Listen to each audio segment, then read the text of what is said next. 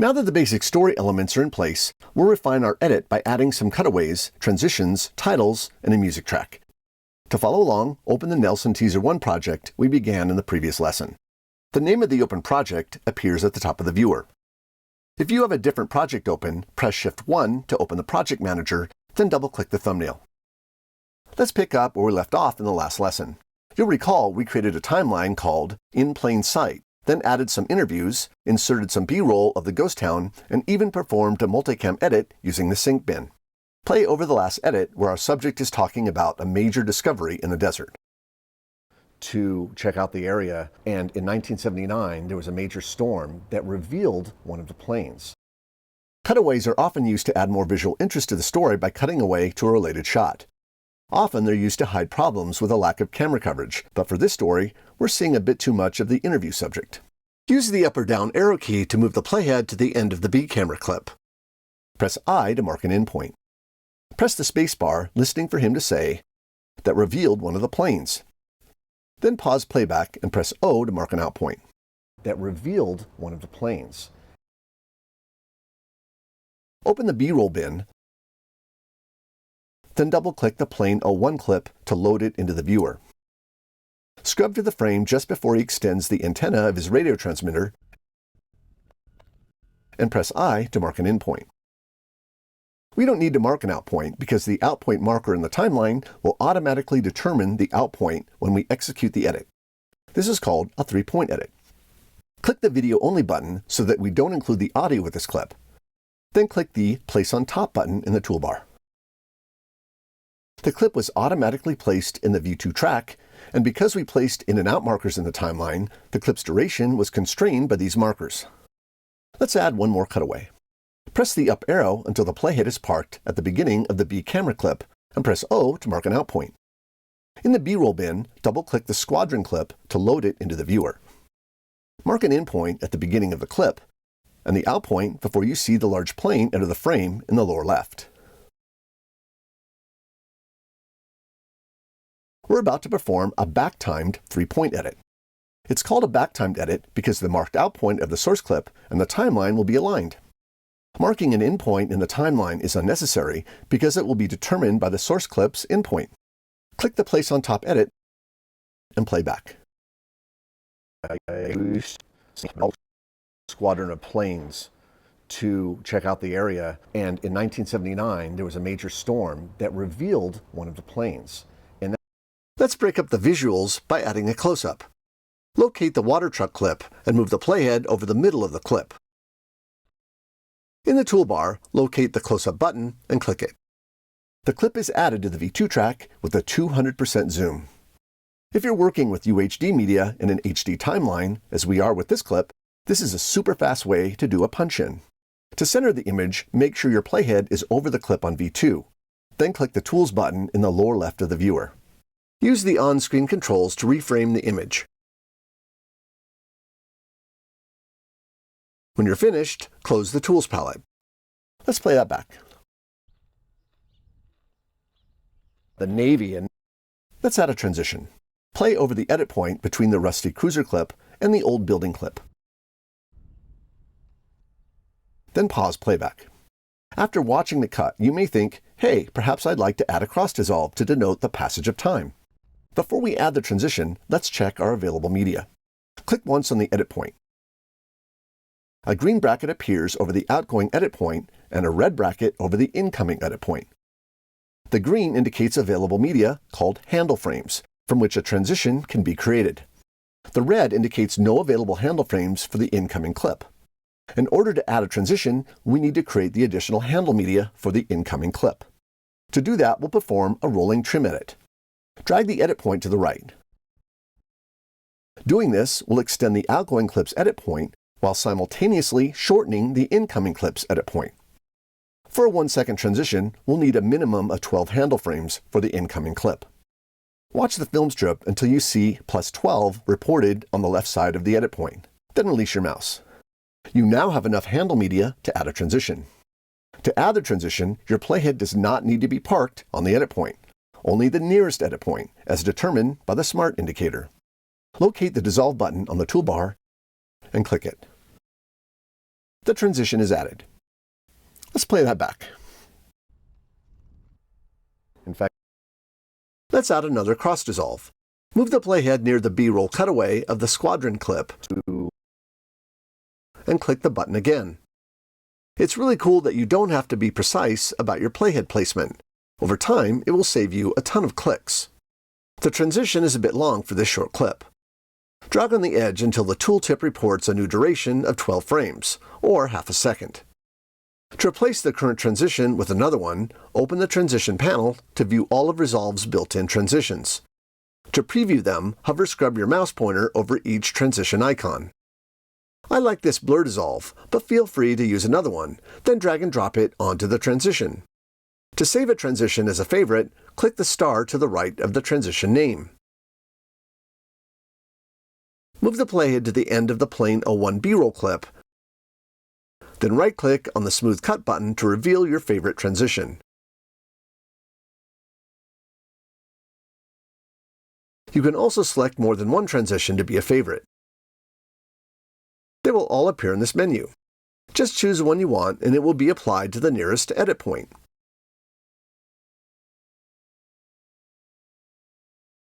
Return to the media pool when you're done. To remove a transition, you don't actually need to select it. Just make sure the playhead is anywhere near the smart indicators. Then click the Cut button to remove it. Play back the first B-roll shot.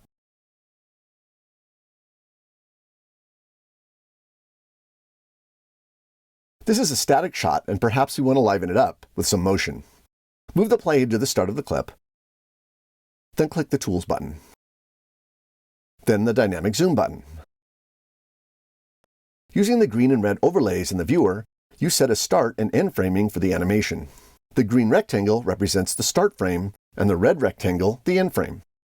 Reduce the size of the start frame, then position it over the old building. Let's play that back.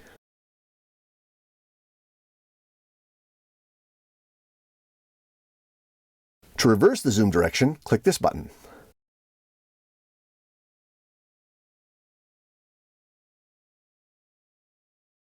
You can also add 3 different easing methods to the animation using these buttons. Let's add an ease out and play back.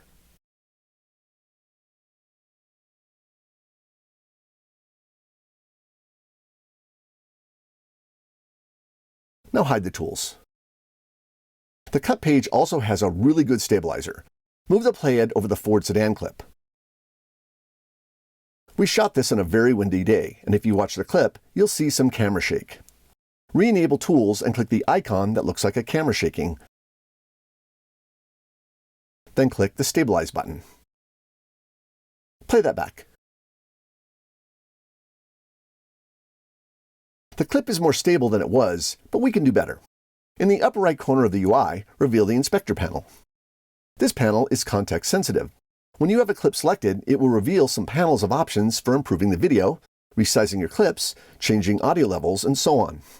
This Inspector panel is identical to the one you'll be using in the Edit page.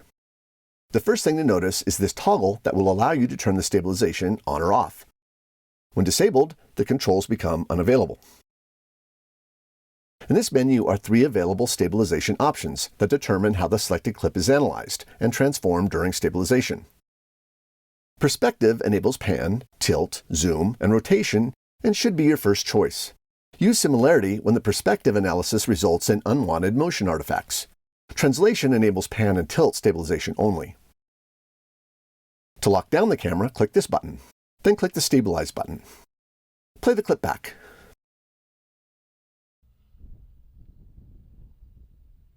It's now rock solid. We need to add an opening title for our teaser, but first we'll create a background for our title. Move the playhead near the start of the timeline. In the media pool, open the Music and Photos bin. Select the navy plain photo, then click the Smart Insert button. In the Tools section, select the Transform button, then use the on-screen controls to scale the photo to fit the frame. Click the Effects button in the upper toolbar to reveal a library of Resolve effects. Drag the Gaussian blur onto the photo. In the inspector, select the Effects panel, Drag on either the horizontal or vertical strength sliders to increase or decrease the amount of blur. To locate a title, click the Titles button in the upper toolbar. There are two types of titles: rich text titles under the Titles heading and Fusion titles. I cover these titles in great detail and the differences between them in Lesson 11. For now, we're going to work with a text title by dragging it over our photo in the V2 track. To edit the text, select the clip. Then in the text inspector, you'll see a plethora of text formatting and styling options. In the text input box, type out "in plain sight." Then choose a font, color, and text size. A drop shadow is already enabled, so you only need to drag inside the X and Y offset boxes to choose its placement relative to the text. And of course, you can change the amount of blur as well. You can also give your text a stroke and create a background using these controls, but you can play with these on your own. Close the inspector and the Tools palette when you're finished. I think it would be more interesting to hear the speaker start his intro while we're still on the opening title.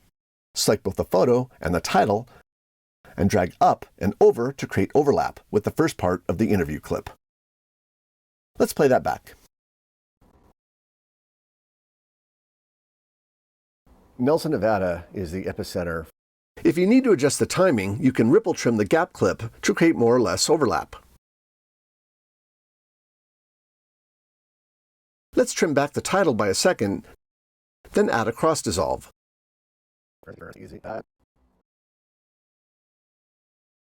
Move the playhead near the start of the photo and add another cross dissolve, and play back. Nelson, Nevada is the epicenter for alien ghost activity. Great! Now let's turn our attention to the boring detector. Click the Timeline Options button, then select Boring Detector at the bottom of the menu. The way this feature works is that it uses an algorithm to analyze the length of your clips, then presents visual flags in the timeline depending on how you have it set up.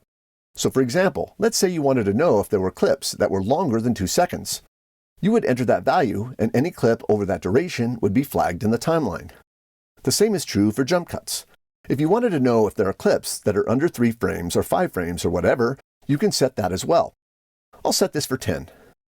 Once you enter your values, click Analyze. In the timeline, the gray regions flag clips that are longer than 2 seconds. So for example, any clip with a gray bar indicates potentially boring shots per your criteria. So, assuming you agree with this, you can trim these boring shots as needed. Once trimmed past the 2-second threshold, the gray bar is removed.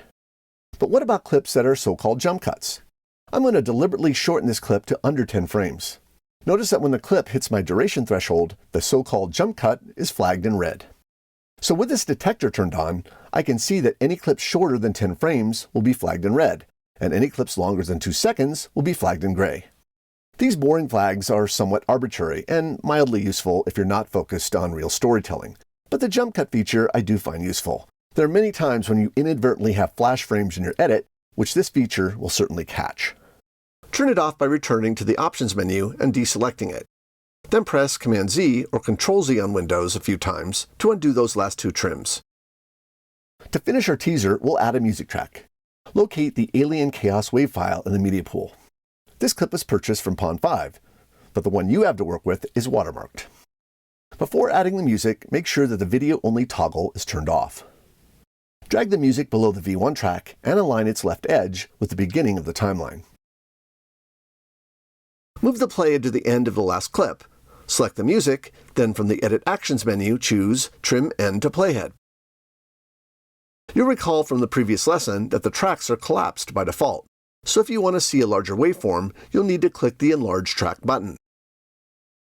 Only one track can be enlarged at a time.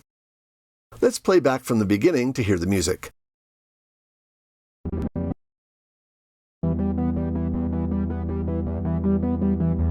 Nelson, Nevada is the epicenter for alien ghost activity. In fact, the music is too loud when the subject is speaking. With the music clip selected, move the playhead to the start of the first interview clip.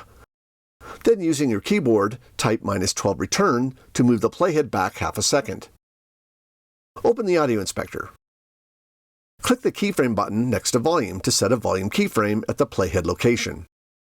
Press the down arrow, then enter -10 in the volume input field. The waveform on the clip reacts to the change in volume. Play back from the beginning. Nelson, Nevada is the epicenter for alien ghost activity. In fact, after playing back, I noticed that the audio output of the interview clip is not clean. From the Timeline Options menu, choose Trim to Audio. Ripple trim the end of the clip, and when you do, the clip is replaced with a giant waveform, allowing you to make precise adjustments. When you release the mouse, the clip reverts to collapse status. Before we output the movie, let's make some quick color corrections. Select the Rusty Cruiser clip, then reveal the tools. This shot has a flat look because it was shot with a Blackmagic Pocket Cinema camera using a log profile. To improve the contrast and color, click the Color Panel icon, then the Auto Color button. Instant color correction. Let's repeat that process for the next two B-roll clips.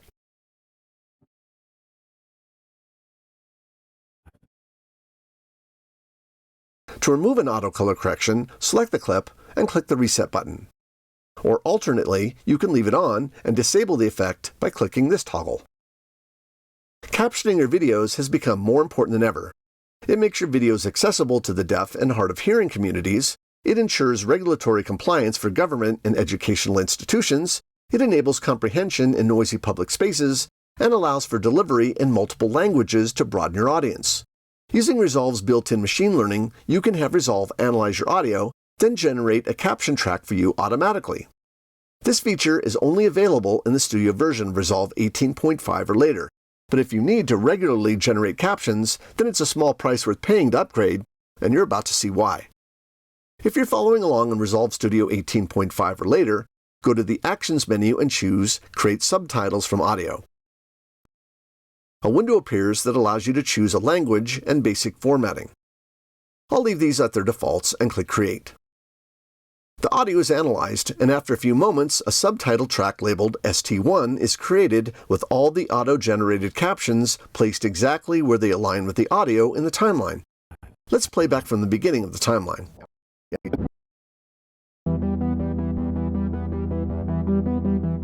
Nelson, Nevada is the epicenter for alien ghost activity. Pond 5.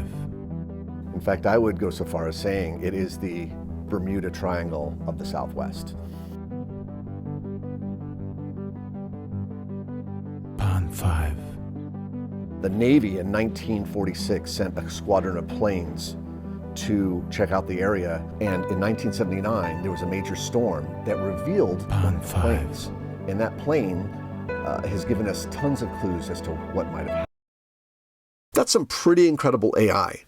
Did you notice that not only was the spelling correct, but the machine learning even added proper punctuation and grammar? So for example, names were properly capitalized, and commas and periods were added. For the hearing impaired, the captions also include music and effects captions. Not too long ago, you had to pay a service to create these captions with this level of accuracy. But as good as machine learning is, it can still get some things wrong. So let's look at how to edit the captions. Let's look at adjusting the timing first. Move the playhead to roughly 22 seconds and play back. The Navy in 1946 sent a squadron of planes. These two captions need to be extended just a bit. I'll move the playhead to just after he says 1946. Navy in 1946. Then ripple trim the caption to the playhead. I'll repeat the process for the next caption. Sent a squadron of planes. Move the playhead over any caption and select it. Open the inspector. Under the heading Captions, you'll see a list of every caption in the timeline. Clicking a caption in the list selects it in the timeline.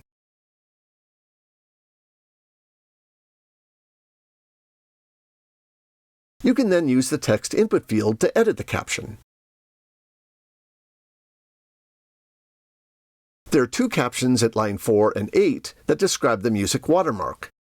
We don't need those, so Command-click to select them and press Delete. You can also change the look of your captions. Select the first caption, hold down the Shift key and select the last caption. Click the Customize Caption button, then reveal the caption style. I'll change the font, then the color. I want a nice bright yellow. I also want the captions lower in the frame, so I'll drag in the Y hot scrubber. To make this more accurate, I'll enable Title from the Safe Area menu.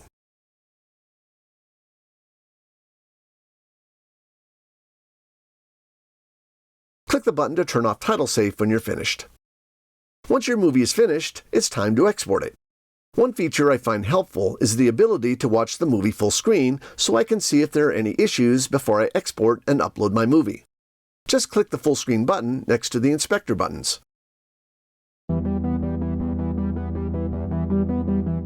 Nelson, Nevada is the epicenter for alien ghost activity.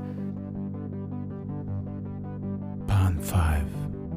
In fact, I would go so far as saying it is the Bermuda Triangle of the Southwest. Press Escape to exit full screen mode. When you're ready to export, click the Quick Export button to bring up a window where you can export directly to a variety of popular web destinations, including YouTube, Vimeo, and TikTok. All of these platforms will require you to sign in before you can upload. You'll only need to do this once for each platform. I want a local movie that I can send to my iPhone, so I'll choose H.264 Master, click Export, then save it to my system. Additionally, you can export a still frame from the video directly under the playhead. I'll move over to the main title because I want to use that frame as a YouTube thumbnail. From the File menu, choose Export. Current frame is still. Choose the image format at the bottom of the window, then click Export. In the next lesson, you'll learn how to configure project and user settings to give you the optimal experience when using Resolve.